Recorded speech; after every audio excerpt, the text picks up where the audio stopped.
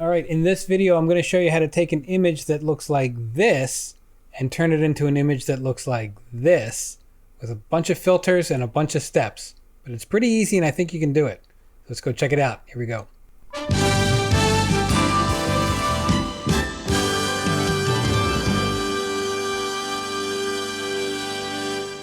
All right, first things first, I didn't come up with this tutorial myself. This comes from Spoon Graphics, but I didn't like how they didn't explain what some of these filters did or how they function. So I decided to redo this myself, kind of added my own twist on it, and I will explain what some of these filters are doing.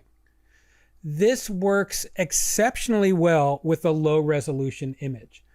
So what I would do is open up an image that you want to work on and go to the image menu, image size, and change it to something like 800 by 600 by 72 pixels per inch.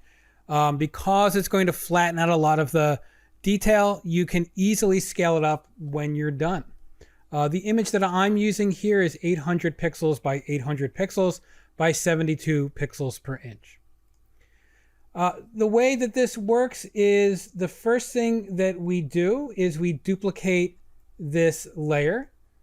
So I'm dragging it down to the new layer icon. And on this top layer, I'm going to make some adjustments to increase the shadows and brightness in here. A couple ways to do that. You can go to the image menu, adjustments. You could do brightness and contrast. You can do levels or curves. Either one will work. I'm going to use curves for this. And I'm just going to make this a little bit darker in the darks and brighter in the brights. So something like that just ups the contrast. What you're going to see that happens in this video is there's kind of a tug of war between getting rid of information and trying to maintain clean edges. That's what gives you that cartoon look in the end. So everything that we're going to be doing will either be enhancing the edges or smoothing things out. This first thing is going to be about enhancing the edges. So after I make this contrast adjustment to the background copy, now I'm going to duplicate this layer again, dragging it down to the new layer icon. And I'm going to use a filter called high pass. So go to the filter menu, other, and high pass. Now what high pass does is it tries to retain the edges that it finds in the image, and anything that's not an edge, and a really good illustration of this is the background, which was all white, becomes flat gray. And so what I'm going to do is change the radius to about 4 for this particular image. Now you can see when I do that, that radius begins to get exaggerated. The white begins to kind of get larger and become more pronounced. So if that feels like too much, you can always lower it down a little bit. So maybe 3, maybe 4, really depends on your image. It depends on how noisy the image is. I'm going to click on OK. The next thing I'm going to do is I'm going to change the blending mode from normal to overlay. What overlay does is it makes all that gray information disappear, but anything that had a dark or a light in it is now going to affect the underlying layer by exaggerating all of the edges that are in here. So you can see before all the detail was there but not pronounced. Now with the high pass layer set to overlay, we can see all that detail really clear. We want to merge these two layers together. So we're going to go to the layer menu and then merge down. Command or Control E will do that as well. We're going to further enhance the edges by using the sharpening tool. So we'll go to the filter menu, sharpen, and unsharp mask. Now what unsharp mask does is it has 3 settings.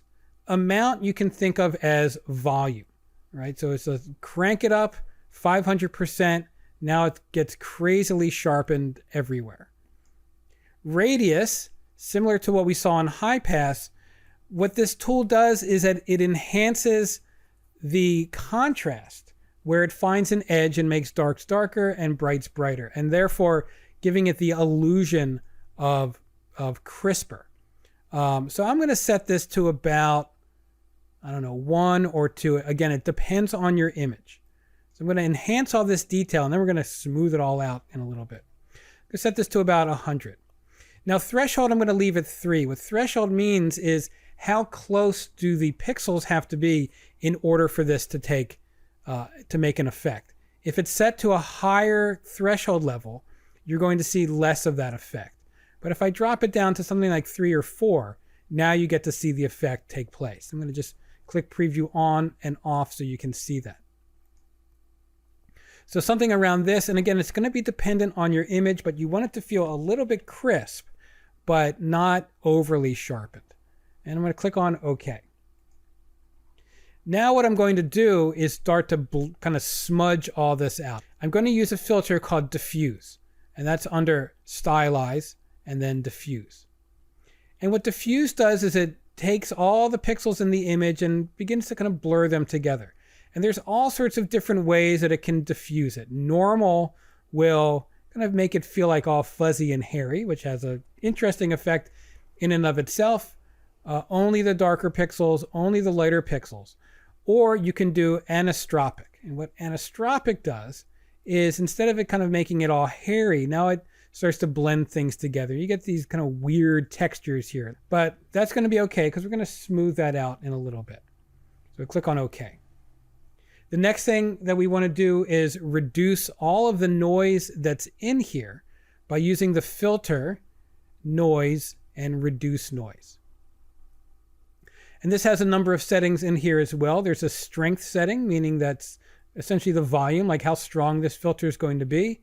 Preserving the details, so if you crank that up, it's going to hold on to a lot. If you lower this down, you'll begin losing some details. You can reduce color noise. That will reduce some of the artifacts that are left over from perhaps being turned into a JPEG or some other post-processing, and whether we want to sharpen the details.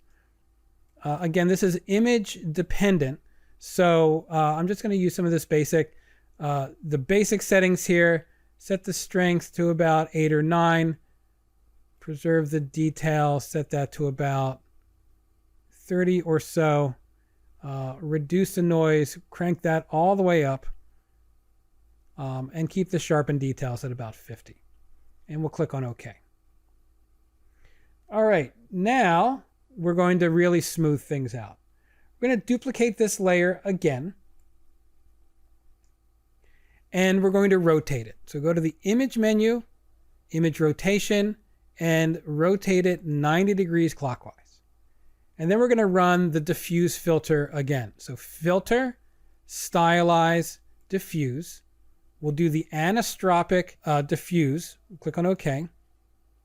And we're going to do the same process again. Image, image rotation, rotate it 90 degrees clockwise, filter, diffuse. And you can see the last one is still up here. So I'm just going to click on that. Image, image rotation, 90 degrees clockwise, filter, diffuse. Image, image rotation, and then 90 degrees clockwise. We're going to give this a little sharpening again because, again, we're going back and forth between getting rid of detail and enhancing the edges. So we're going to go to the filter menu, sharpen, and this time we'll just click on the basic sharpen and let it do its thing.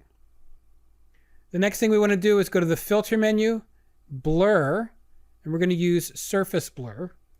What surface blur will do is it will blur out all of the details, but it will maintain the edges. So get this up to a point just where you're beginning to lose all of the detail. You can play around the threshold. Cranking it up too much is just going to get rid of all the edges. Making it too low, you're going to see too much detail. So something about 10 should work, with the radius maybe about 10 as well. You can, again, this is going to be image dependent. It looks like 15 seems to work for this particular image.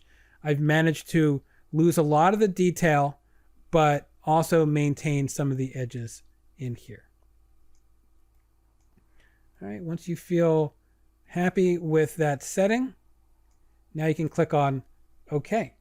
We're going to take now the background layer And we want to make a copy of that again. So we're going to just drag that down to the new layer icon. We're going to put that above background copy 2. Right? So this is the original unadulterated image.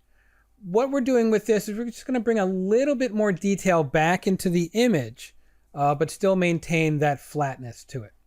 So with this layer, we'll go to the filter menu, to other, and to high pass again. Again, that's going to get rid of a lot of the detail, but it's just going to preserve these darks and lights in here. I'm going to leave this at 3 and click on OK. And I'm going to change the blending mode to overlay. So what this does is it just adds a little tiny bit of texture back into the image, so it doesn't look completely flat and washed out. Now, if you prefer this approach, you can certainly leave the high pass layer off, but I'm going to turn mine on for now just to give it a little bit of texture. Finally, this whole process tends to make this image a little bit flat and starts to kind of get these muddy gray areas. So I want to enhance it a little bit with one of my adjustment layers. And for this, I'm going to use levels. And what I'm going to do is bring my white point and my black point in a little bit and convert gamma to the left a little bit just to give it a little bit more life. You could certainly do this with brightness and contrast, or you could do this with curves. It's completely up to you. Now what I want to do is I want to take this and I want to make it bigger, but I don't want to do it in this file. I want to put it into a new file. I want to preserve this PSD file. So what I can do is I can do what's called copy merged, meaning that I can essentially take a snapshot of this image and put it into a new document. The way that works is you go to the select menu and select all, Command or Control A. And then you go to the edit menu, and instead of just doing a regular copy, you do copy merged. And that will make your snapshot. Next, I'm going to go to the file menu and make a new document. Whatever I just copied, meaning whatever's on the clipboard becomes the presets. So I have an 800 by 800 pixels, 72 pixels per inch. I'm going to click on Create. Now I have a new document. I'm going to paste in my merged image into this document. Now what I want to do is make this larger. I'm going to go to the Image menu, Image Size, and let's say I want this to be like the cover of a magazine. So instead of being, I still want it to be 11 inches by 11 inches, but I want the resolution to be at least 240 pixels per inch. So that means that I have to add a lot of pixel information to this image where it didn't exist before. And so what I can do is I can resample it, so make sure that this is checked, and Photoshop will add that information. And I want to enhance it by preserving the details. I can also do it by smoothing. That might add too many details. So I'm going to preserve the details, and I can reduce the noise by cranking this up or just kind of playing around with this setting. I'm going to crank it all the way up because really my desired result is having this very flat looking image. Click on OK, and now I have made this large cartoon-ish painted image from a photograph. All right, that's it. Thank you for watching. Subscribe and like, and we'll see you in the next video.